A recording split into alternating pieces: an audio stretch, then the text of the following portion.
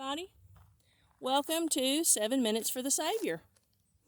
I just wanted to show you where I'm at today. I'm on the back 40 of my husband's family farm, as we call it, the back 40. This is one of the ponds that we have on our property here, and hopefully this is where Jay Foxhunter and I will be able to come fishing soon as he is feeling up to it. He's had a couple more health issues, but we're getting better, and we're going to get out here and try to fish. And this is one of the beautiful places on the farm that we live on. And I've always wanted to live on a farm, so I guess I got my wish. And I'm going to get this back over here so you can see me. I know you'd probably rather see the pond, but anyway.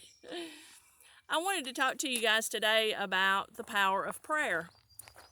And prayer is one of the greatest gifts that God gives us, and one of the greatest tools that He gives us to utilize in our world today and for our friends and our family. You know, everybody you hear now is, you hear a lot of, oh, hey, buddy, I'm praying for you, or hey, I'm going to pray for that for you. And, we really need to take that seriously, because anybody that asks me to pray, I want you to know I do take that seriously, because when we can't do anything else for anybody, we're not all, doctors and counselors and things of people that when they have needs that we can always meet that way, but we can always pray. Like I said, that's one of the greatest gifts God gives us to do for folks in our world and for folks that are close to us, is to pray for them. And I consider it an honor for somebody to ask me to pray for them, and know that if you do, I am taking that seriously, and I will pray for you. The Bible tells us in 1 Thessalonians 5:17 to pray without ceasing.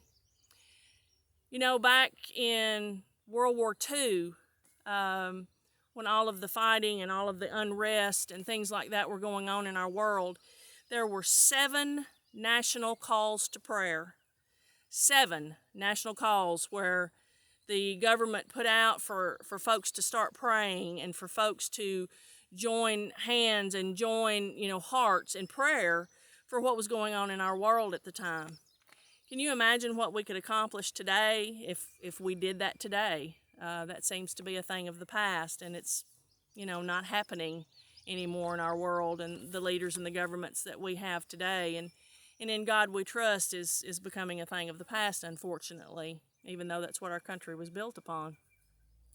Because in 2 Chronicles 7:14 it tells us, if my people who are called by my name humble themselves and pray and seek my face and turn from their wicked ways, then I will hear from heaven and will forgive their sin and heal their land. Can you imagine what wonderful things that we could accomplish in our world today if we just took the time to pray and pray for our leaders and pray for our country, and had that joining together like we used to back in the day years ago? We could accomplish a great deal, a lot more than we are today, and things that we're dealing with.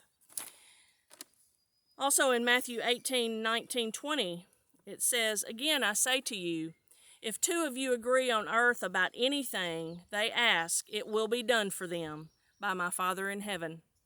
For where 2 or 3 are gathered in my name, there I am also. This is why we have prayer chains, and my church has a prayer chain. A lot of your folks, churches may have those where we pick up the phone and we call and we put it out to everybody to pray, because the Lord tells us where 2 or 3 are gathered in my name, I will hear them, and I will hear their prayers, and I will answer you on those accounts. Now, does God always answer the prayers the way we want Him to? Absolutely not. We can't just get on our knees and ask God, hey, I want a new car. I want, this to be fixed. I want you to fix this for me. He doesn't always answer the way we want Him to, but that doesn't mean that He doesn't hear. Because God, in His infinite wisdom, knows a whole lot more than me, and He knows a whole lot more than we all do. He He answers sometimes yes, but sometimes it's no. And we have to accept that, and we have to go with that and do the best we can, because in the end, God knows what's best for us. We don't. I have learned to trust Him. It's so hard to do. I get mad at Him sometimes when He doesn't answer a prayer the way I want to, but then I think, Maria, you don't know anything about your life. You don't know the future, but He does, and He always answers in the way that's best for us, and things always work out for the best for us. The Lord is near to all who call on Him, and to all who call on Him in truth. If we truly pray with our heart and not just our head, God is faithful and true to answer those prayers for us.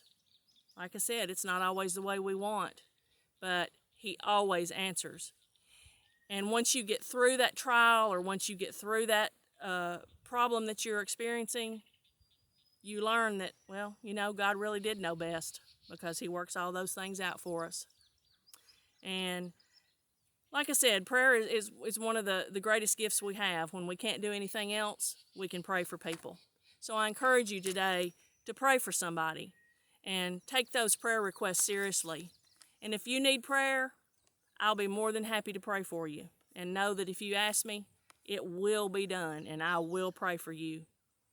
The effectual, fervent prayer of a righteous man availeth much. We need to pray, and the good Lord will open doors for us. I hope you guys have enjoyed this little message, and I appreciate you. And until next time, take care, and God bless.